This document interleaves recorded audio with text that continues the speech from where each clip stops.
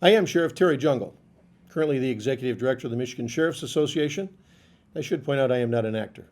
What I am is I'm a cop. And as a cop, security is my number one business. I've seen a lot of products that claim to secure buildings and claim to secure doors.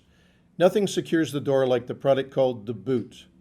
I have never endorsed a product, but I'm proud to say that I'm a spokesperson for the boot. The boot is a barricading device that secures the door from intruders. The question is, are our classrooms safer with it? And if the answer to that question is yes, then what could possibly be wrong with it? If you can shut it, the boot can secure it. The lockdown company didn't actually come to us. One of the sheriffs came to us and had been introduced to the boot by the inventor and contacted me excited saying, you really need to see this product. Well, I don't need to see products. I don't buy products. I don't use products. And offered to give him a vendor's position, and the sheriff said, no, you really need to see this product. And he was absolutely right. I was impressed beyond words to the simplicity of the boot and the way that it barricaded a door in a matter of seconds, and it can be done by a child. It's exactly what we've been looking for in law enforcement ever since Columbine. I think I'm most impressed with the boot by its simplicity. It's simple design, simple application. Simple design and simple application lead to success. The more complicated a device is, the less likely it is to be successful or used. This requires no training. It requires common sense, and everybody's got common sense. I think there's a lot of ways to secure a door. There just aren't a lot of ways to secure a door against any predator. And I think this door stands up to pretty much every challenge I could think of.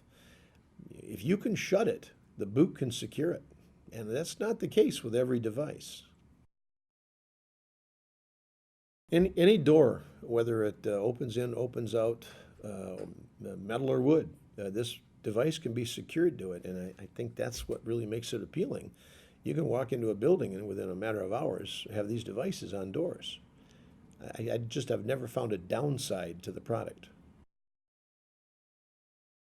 The boot has been scrutinized from every perspective I could scrutinize it from. Like I said, I have never endorsed a product before. I simply can't find a flaw in this product.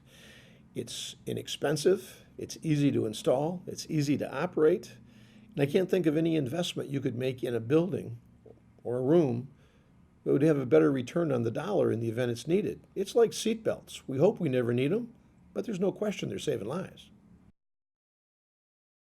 Schools are driven by their own sense of security, and I think they're driven by the demand of the public who send their children to those schools. You can't legislate everything. Some things have to be done because they're clearly the right thing to do.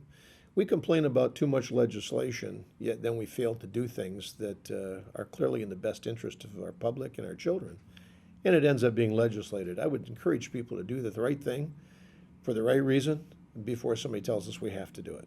I can tell you with a teacher in the family, my daughter's a teacher, and I can tell you that as a father, I want her classroom to have a boot on it. It'd be nice if the entire school did it, but from my personal perspective, I want to make sure my daughter's got one on her door. You know, it's amazing. It's not that expensive. We can always find a reason not to do something. We should really be looking for why we should be doing this.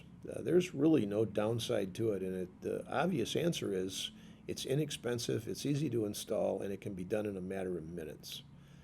I'm not sure why you wouldn't do it. You know, most places where school violence happens, they don't think it's going to happen there until it happens. This is a clear case of let's be proactive instead of reactive. A horse is out. Let's close the gate. It always takes a tragedy for us to react in a positive way. So out of every tragedy comes some good, and frankly, this is one of those cases. We've had a lot of tragic examples, and the inventor has a tragic example in his own family.